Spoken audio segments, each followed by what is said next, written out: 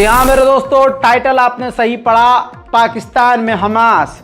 जी हाँ, खबर यह है कि हमास के सीनियर अधिकारी अभी कुछ वक्त पहले पाकिस्तान पहुंचे थे। पाकिस्तान की गवर्नमेंट से उन्होंने साफ कहा कि पाकिस्तान एक मजबूत देश है और परमाणु वाला देश है। अगर पाकिस्तान पूरी तरह से इजराइल का विरोध करे और धमकी दे कि गाजा पर बमबारी बंद करे तो इजराइल मान सकता है, क्योंकि परमाणु देश की बात को इग्नोर नहीं कर सकता है इजराइल। बहरहाल ये सारी रिक्वेस्ट करने के बाद हमास, कहा यह जा रहा है भारतीय मीडिया में कि हमास गिड़गिड़ाया पाकिस्तान के आगे और पूरी तरह से भाईचारा निभाते हुए इजराइल के विरोध में सपोर्ट मांगा। इसके बाद इजराइल के खिलाफ पाकिस्तान ने कोई बड़ा कदम तो उठाया नहीं, हाँ विरोध सिर्फ किया, आलोचना करी और जमकर करी। लेकिन धमकी की जहां बात थी कि मुंह जबानी जंग शुरू कर दे, ये रिक्वेस्ट की थी हमास ने, तो हमास की इस बात को पाकिस्तान ने फिलहाल तक नहीं माना है। एक नाम बता रहा हूं, ये नाम याद रखिएगा, अहमद अबू शामला। ये वो फ्रांसीसी महिला अधिकारी हैं जो कुछ वक्त पहले, जो मैंने कल आपको रिपोर्ट में बताया था, गजा पट्टी पर इजराइल के हमले में मारे गए और साथ इनके 14 से 15 आम नागरिक भी मारे गए। जो फ्रांसीसी अधिकारी मरा था वो कोई आदमी नहीं, वो महिला थी, मुसलमान थी, लेकिन वो फ्रांसीसी थी, फ्रांस की नागरिक थी। लेकिन फ्रांस में मुसलमानों के खिलाफ जहर दिल में भरे हुए लोग कितने हैं आप सोच भी नहीं सकते। इस प्रोग्राम को देखिए, ये फ्रांस के अंदर प्रोग्राम हुआ और ये एक महिला अधिकारी है, फ्रांस की ही, कोई ऐरी गैरी नहीं है।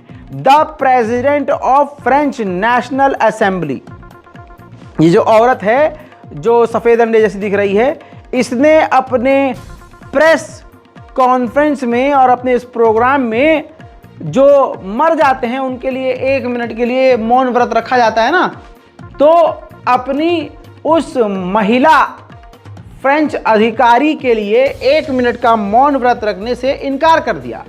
वजह आपको पता है, क्योंकि मुसलमानों के खिलाफ इनके दिलों में नफरत है। बहरहाल ये वीडियो कॉपीराइट के चलते पूरा नहीं दिखा सकता हूं अलग से, लेकिन ये सीन आपको दिखा दिया। अब मामला ये है कि ये पूरे यूरोप में वीडियो वायरल हुई। हालांकि ये सरकारी महिला है, लेकिन इसके बावजूद फ्रांस की संसद ने इस महिला की जमकर आलोचना करी और इस पूरे प्रोग्राम का विरोध किया। कहा कि ये सरासर गलत किया, वो मुसलमान थी या कोई भी थी, लेकिन थी वो फ्रांसीसी, तो ऐसा भेदभाव नहीं किया जाना चाहिए था। जर्मनी से राजधानी बर्लिन से मेट्रो स्टेशन पे प्रदर्शन। सुपारी तुक क्या तुझा, सुपारी तुक क्या, ऐसे सीखोगे तुम। जर्मनी की राजधानी बर्लिन के मेट्रो स्टेशन पर फिलिस्तीन के लिए प्रदर्शन।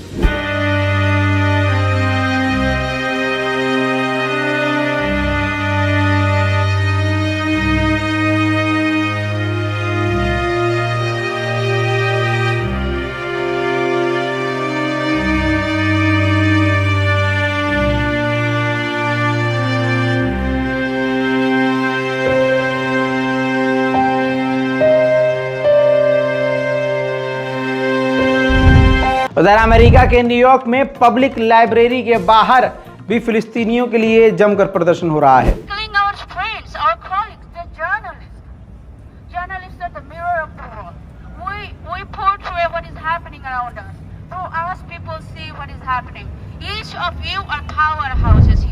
चिली एक अलग देश है, तो चिली में 1920 में जो फिलिस्तीन के माइग्रेंट्स थे, जो शरणार्थी थे, जो चिली में रह रहे थे, उन्होंने 1920 में एक फ़लस्तीनो नाम का फुटबॉल क्लब बनाया था, एक ग्रुप बनाया था, टीम बनाई थी। उस टीम ने चिली में जमकर प्रदर्शन किया है।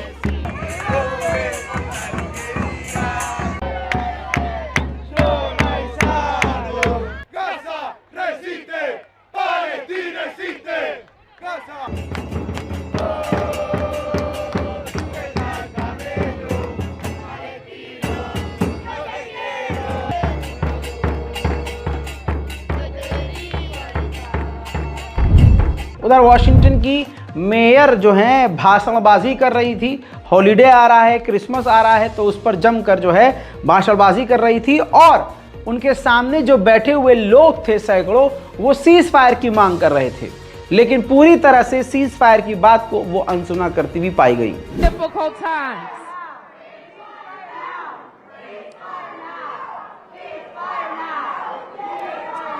This little light of mine, I'm gonna let it shine.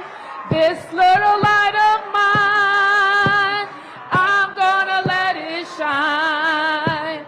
This little light of mine, I'm gonna let it shine. उधर स्पेन की पार्लियामेंट के बाहर जमकर प्रदर्शन हो रहा है इजराइल के विरोध में। الآن من أمام مجلس النواب الإسباني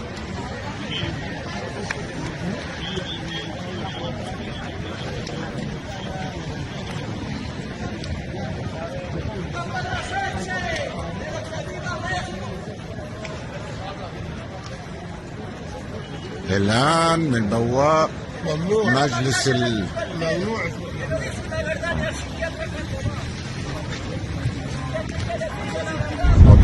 ठीक इसी तरह से डेनमार्क की राजधानी में भी जमकर प्रदर्शन चल रहा है। देखिए,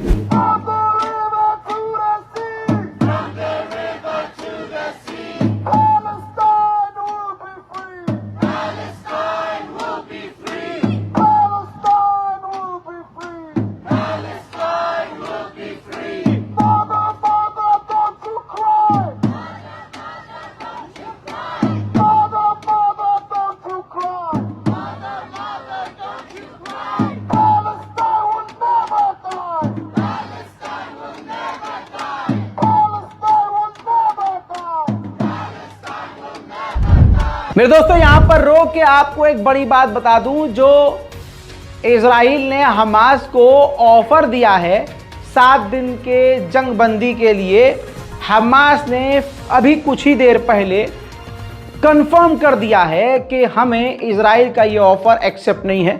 इजराइल के ऑफर को ठुकरा दिया है हमास ने। मेरे दोस्तों इसके अलावा आपको बता दूं कि जो ईरान के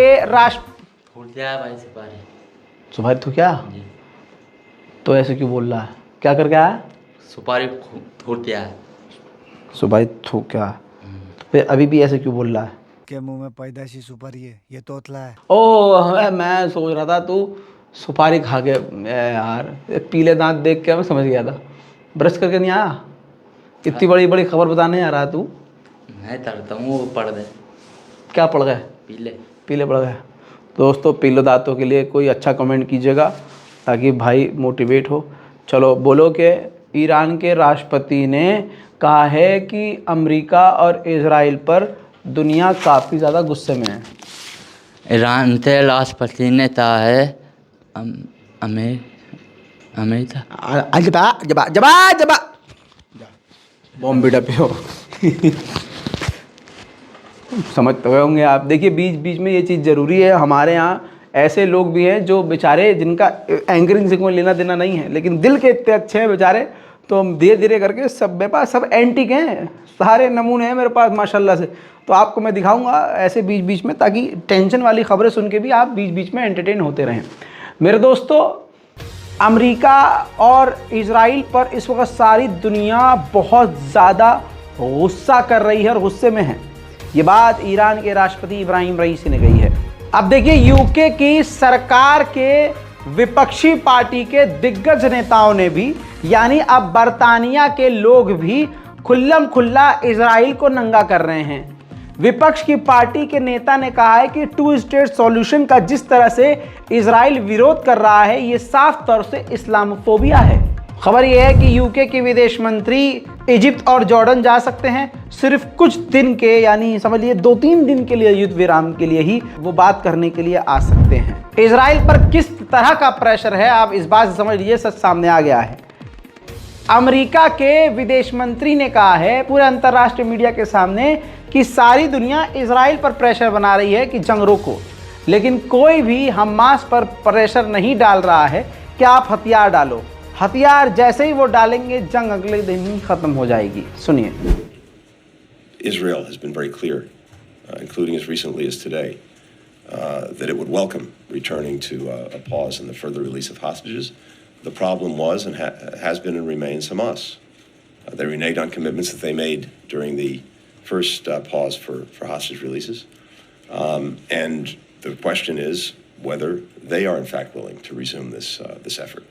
We believe that, as we said from the outset, Israel has not only a right but an obligation to defend itself and to try to make sure that October 7th never happens again. Any other country in the world faced with what Israel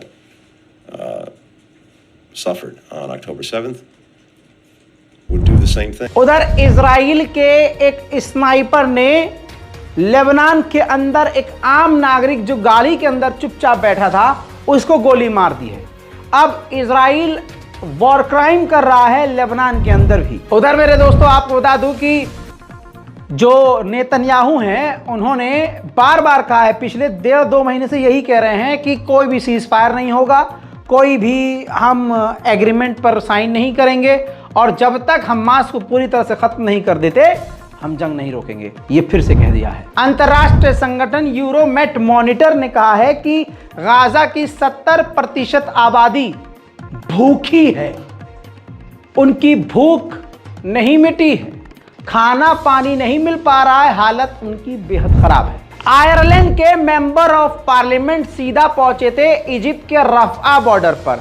उन्होंने खुद anchoring करी, खुद ही reporter बने और दिखाया कि Gaza के border पर जो ट्रक मदद के खड़े हैं वो समय पर सही समय पर गाजा के अंदर नहीं जा रहे हैं, यानी गाजा के लोगों को मदद ठीक से नहीं मिल पा रही है, वो भी वक्त पर तो मिल ही नहीं रही। देखिए।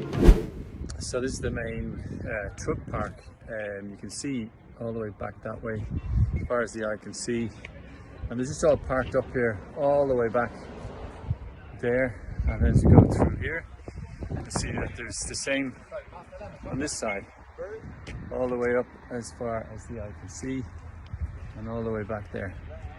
So what we're looking at is an absolute travesty, because I'd say we've just been to the Rafah crossing and maybe one truck is getting through every hour, and there's 2.3 million people really suffering from want of food, fuel and medicine and humanity. UN के अंदर जो फिलिस्तीन के envoy है ना, उन्होंने अपनी बात को यूरोपीय यूनियन तक पहुंचा कर कहा है, यूरोपीय यूनियन को संबोधित करते हुए कहा है कि आप अपनी पूरी ताकत का इस्तेमाल करके गाजा के अंदर जो जेनोसाइड हो रहा है उसको रुकवाइए।